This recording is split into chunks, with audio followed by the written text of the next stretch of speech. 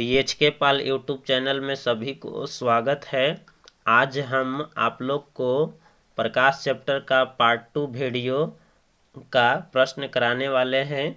देखिए, इसमें सबसे पहला नंबर जो प्रश्न है पार्ट 2 का, जो 61 नंबर है, 60 तक पहले बता दिए हैं। पार्ट 1 में 61 नंबर क्वेश्चन का आंसर देंगे। कांच सिल्ली से पार करने वाली प्रकाश किरण में पैदा होता है, क्या पैदा होता है बताएंगे। विचलन, पार्श्व विस्थापन, घूर्णन, इनमें से कोई नहीं बताएंगे। इसका आंसर क्या होगा? तो 61 का आंसर आपका क्या हो जाएगा? ऑप्शन नंबर बी हो जाएगा, पार्श्व विस्थापन। पाव लिखा गया है लेकिन यहाँ पर क्या हो जाएगा? पार्श्व। ठीक ना, ऑप्शन नंबर बी हो जाएगा। अब बताएंगे 62 का आंसर। टार्च में किस प्रकार के प्रकाश पुंज की प्राप्ति होती है? समांतर प्रकाश पुंज, अपसरित प्रकाश पुंज, संतृप्त प्रकाश पुंज। सभी उत्तर सही है। बताएंगे क्या होगा 62 का? तो 62 का आपका ऑप्शन नंबर ए हो जाएगा, समांतर प्रकाश के प्रकाश पुंज। ठीक ना। अब देखिए 63 का आंसर क्या होगा? पानी में डाली गई छड़ी टेढ़ी दिखती है, इसका कारण है बताएंगे क्या? अपवर्तन, परावर्तन, ए एवं बी दोनों, इनमें से कोई नहीं। क्या होगा इसका आंसर 63 का? तो 63 का आपका ऑप्शन नंबर ए हो जाएगा। क्या हो जाएगा? Option number A. 64 का आंसर देंगे, क्या होगा? पानी से भरी बाल्टी की गहराई कम दिखती है क्योंकि, इसका कारण है क्या बताइए? अपवर्तन, पूर्ण आंतरिक परावर्तन, परावर्तन, इनमें से कोई नहीं। तो 64 का आंसर आपका क्या हो जाएगा? ए। बहुत आसान सवाल है, अपवर्तन के कारण से दिखता है। ठीक ना, ए हो जाएगा। किस दर्पण की दृष्टि क्षेत्र बड़ा होता है बताइए? अवतल दर्पण का, समतल दर्पण का, उत्तल दर्पण का, परलैयित दर्पण का। तो इसका आंसर क्या हो जाएगा आपका? इसका आंसर आपका क्या हो जाएगा बताएंगे? तो इसका आंसर 65 का जो है आपका ऑप्शन नंबर सी हो जाएगा। क्या हो जाएगा? ऑप्शन नंबर सी, उत्तल दर्पण।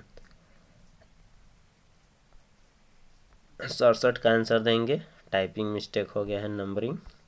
सोलर कुकर में प्रयोग किए जाते हैं अवतल दर्पण, उत्तल दर्पण, समतल दर्पण, इनमें से कोई नहीं। तो 67 का आंसर जो होगा आपका ऑप्शन नंबर ए हो जाएगा। क्या हो जाएगा? ए। याद रखेंगे, अवतल दर्पण। 68, जिस माध्यम का अपवर्तनांक अधिक है यह कम अपवर्तनांक वाले माध्यम की तुलना में क्या होती है? प्रकाशिक सघन है, प्रकाशिक विरल है, पहले माध्यम का घनत्व अधिक है, दूसरे माध्यम का घनत्व कम है। तो 68 का आंसर क्या हो जाएगा? ए हो जाएगा। क्या हो जाएगा? ए। 69 का आंसर बताएंगे। पानी में प्रकाश का वेग CW तथा कांच में प्रकाश का वेग CG होता है, तो बताना है CW बराबर CG कि CW is lesser than CG, CW is greater than CG, CW बराबर 2CG। बताइए क्या होगा इसका आंसर 69 का? तो 69 का आंसर आपका ऑप्शन नंबर बी होगा, यानी कि CW जो होगा lesser than CG, option number B. ठीक ना। 70 का आंसर देंगे। किसी माध्यम का अपवर्तनांक न्यू और इसमें प्रकाश का वेग होता है न्यू C बराबर स्थिरांक, न्यू 2C बराबर स्थिरांक, न्यू बट्टा C स्थिरांक, न्यू बराबर C। क्या हो जाएगा 70 का आंसर? 70 का आंसर ए होगा। क्या होगा? ए। 71 का आंसर देंगे। निम्नलिखित में से प्रकाशिक माध्यम कौन है? लकड़ी, शीशा, लोहा, तांबा। बताएंगे क्या होगा? तो इसका 71 का आंसर आपका क्या हो जाएगा? बी हो जाएगा। क्या हो जाएगा? बी, शीशा, बी। 72, गोलीय दर्पण की फोकस दूरी उसकी वक्रता त्रिज्या की क्या होती है? आधी होती है, दुगनी होती है, चौगुनी होती है, इनमें से कोई नहीं। तो इसका आंसर आपका क्या हो जाएगा? ए। क्या होगा? ए। 73 का आंसर देंगे। अगर वायु में प्रकाश का वेग c है तथा एक माध्यम में प्रकाश का वेग v है तो निरपेक्ष अपवर्तनांक का मान होगा c/v, v/c, c+v। उपरोक्त सभी सही है, मतलब बताइए कौन होगा? उपरोक्त सभी कथन सत्य हैं। 73 का आंसर, तो 73 का आपका ए होगा, c/v होता है फार्मूला। रोगियों के नाक, कान और गले की जांच में डॉक्टर प्रयोग करते हैं। बताइए अवतल दर्पण का, समतल दर्पण, उत्तल दर्पण, इनमें से कोई नहीं। 74 का हो जाएगा ए अवतल दर्पण का।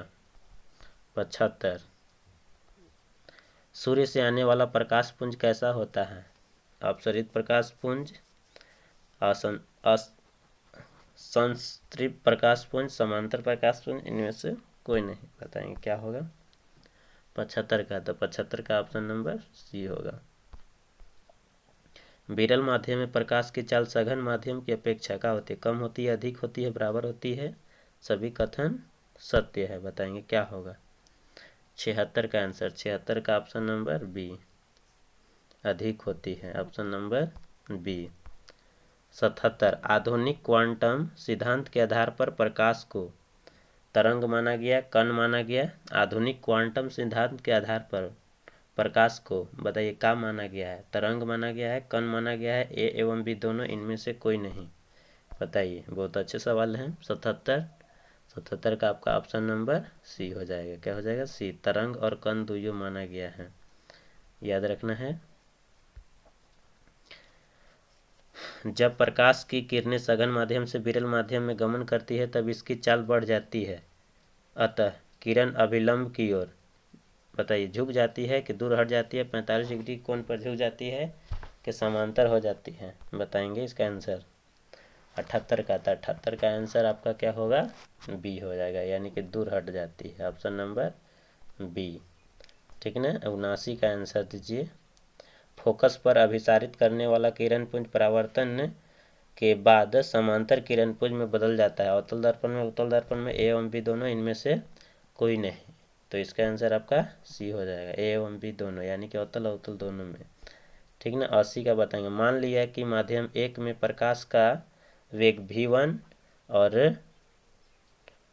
और 2 में प्रकाश का वेग v2 है, तो अपवर्तनांक n21 का मान होगा। बताइए v1/v2, v1 गुने v2, v2/v1, इनमें से कोई नहीं। 80 का आंसर, तो 80 का आंसर क्या हो जाएगा? ए हो जाएगा, v1/v2 ए। फार्मूला ही डायरेक्ट दे दिया है। चलिए आगे। विरल माध्यम से सघन माध्यम में गमन करने वाली प्रकाश की किरणें धीमी हो जाती है, अतः इसका झुकाव क्या होगा? अभिलंब से दूर होता है, अभिलंब के समांतर होता है, अभिलंब की ओर होता है, अभिलंब के लंबवत होता है? बताएंगे क्या होगा इसका आंसर? तो इसका आंसर जो होगा आपका 81 का सी हो जाएगा। क्या हो जाएगा? सी, अभिलंब की ओर होता है, ऑप्शन नंबर सी। दर्पण की चौड़ाई को दर्पण का कहा जाता है क्या? फोकस, द्वारक, ध्रुव, इनमें से कोई नहीं। तो 82 का आपका ऑप्शन नंबर बी हो जाएगा, द्वारक। ठीक ना।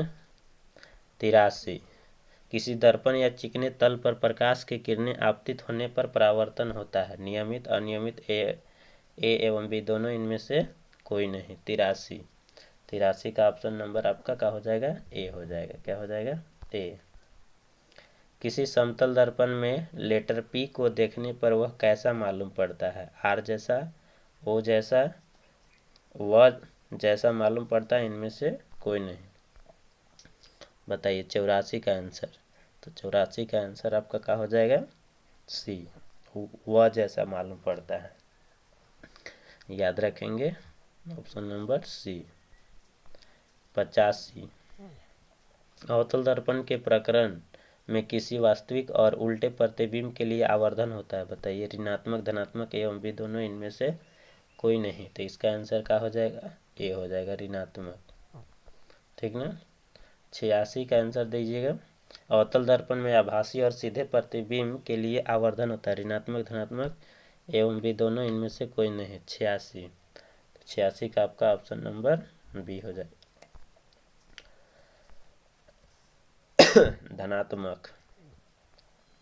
नई कार्तीय चिन्ह परिपाटी के अनुसार दर्पण के सामने रखे गए बिंब दूरी ली जाती है। बताइए धनात्मक, ऋणात्मक, कभी धनात्मक, कभी ऋणात्मक, इनमें से कोई नहीं। तो इसका आंसर क्या हो जाएगा? ऋणात्मक, ऑप्शन नंबर बी।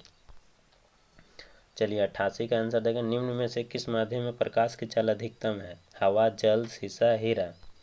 तो इसका आंसर जो होगा 88 का ये हो जाएगा, हवा। ये ठीक ना। 89 का आंसर देंगे, एक प्रयोग में अवतल दर्पण द्वारा किसी बिंब का प्रतिबिंब एक पर्दे पर प्राप्त किया जाता है। दर्पण की फोकस दूरी को निर्धारित करने के लिए प्रयोगकर्ता को मापने की जरूरत है। बताइए, दर्पण तथा पर्दा के बीच की दूरी को मापने की जरूरत है कि दर्पण तथा बिंब के बीच की दूरी को मापने की जरूरत है? ए और बी दोनों, इनमें से कोई नहीं। 89 का आंसर क्या होगा? तो 89 का आंसर आपका ए हो जाएगा। क्या हो जाएगा? ए, दर्पण तथा पर्दा के बीच की दूरी को। 90 का आंसर अब देंगे, क्या होगा? कौन सा लेंस अपसारी लेंस भी कहलाता है? अवतल लेंस, उत्तल लेंस, अवतल एवं उत्तल लेंस दोनों, इनमें से कोई नहीं। क्या हो जाएगा इसका आंसर? 90 का ए हो जाएगा। क्या हो जाएगा? ए, अवतल लेंस। 91, अवतल दर्पण के प्रकरण में किसी वास्तविक और उल्टे प्रतिबिंब के लिए आवर्धन होगा। ऋणात्मक ए एवं बी दोनों, धनात्मक कोई नहीं। बताइए क्या होगा? 91 का आंसर ए होगा, ऋणात्मक का रिपीट क्वेश्चन हो गया ये। 92, उत्तल दर्पण के प्रकरण में दर्पण द्वारा प्रतिबिंब सदैव आभासी एवं सीधा होता है, अतः आवर्धन होगा। क्या बताइए? धनात्मक, ऋणात्मक, धनात्मक और ऋणात्मक दोनों, इनमें से कोई नहीं। बताइए क्या होगा 92 का आंसर? तो 92 का आंसर आपका ए हो जाएगा, धनात्मक। ठीक ना। 93 का आंसर देंगे, एक गोलीय दर्पण का रैखिक आवर्धन m क्या होगा? यदि प्रतिबिंब के आकार h डैश और वस्तु के आकार h हो तो आवर्धन m का मान है। बताइए कौन सा है फार्मूला होगा? बताइए। m बराबर h डैश बटा h, m बराबर प्लस v बटा u, m बराबर h बाई h, a एवं b दोनों नहीं। बताइए क्या होगा आंसर इसका? 93 का ए होगा। क्या होगा? ए। चलिए 94 का आंसर देंगे, समतल द्वारा बना प्रतिबिंब बताइए सदा क्या होता है? वास्तविक है, आभासी और सीधा है, वास्तविक और सीधा है, आभासी और उल्टा है। क्या होगा इसका आंसर 94 का? तो 94 का बी। क्या होगा? बी होगा। 95 का आंसर देंगे, किसी दर्पण का उपयोग सामान्यतः वाहनों का पक्ष दृश्य दर्पणों के रूप में किया जाता है। समतल दर्पण, अवतल दर्पण, उत्तल दर्पण, इनमें से कोई नहीं। बताएंगे तो 95 का ऑप्शन नंबर का हो जाएगा बी। ठीक ना, अवतल दर्पण। 96 का आंसर दीजिए, किसी दर्पण से आप कितनी ही दूरी पर खड़े हो आपका प्रतिबिंब सदैव सीधा प्रतीत होता है, संभवतः कौन सा दर्पण में? केवल समतल, केवल उत्तल, केवल अवतल, या तो समतल अथवा उत्तल। बताइए इसका आंसर क्या होगा 96 के? तो 96 का ऑप्शन नंबर डी हो जाएगा। ठीक ना, या तो समतल अथवा उत्तल। 97 का आंसर देंगे, दाढ़ी बनाने के लिए उपयुक्त गोलीय दर्पण में सीधा प्रतिबिंब प्राप्त करने के लिए चेहरे को रखना चाहिए वक्रता केंद्र पर, वक्रता केंद्र के बाहर, वक्रता केंद्र और फोकस मुख्य फोकस के बीच, इनमें से कोई नहीं। बताइए क्या आंसर होगा इसका 97 के? तो इसका डी हो जाएगा, इनमें से कोई नहीं है। 98, वास्तविक वस्तु का हमेशा सीधा प्रतिबिंब बनाने वाला दर्पण होता है।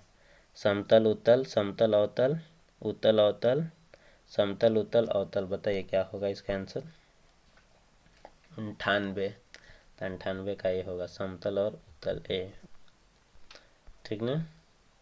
99, वास्तविक प्रतिबिंब की प्रकृति कैसी होती है? सीधा, उल्टा, सीधा और उल्टा दोनों, इनमें से कोई नहीं। क्या होगा इसका आंसर 99 का?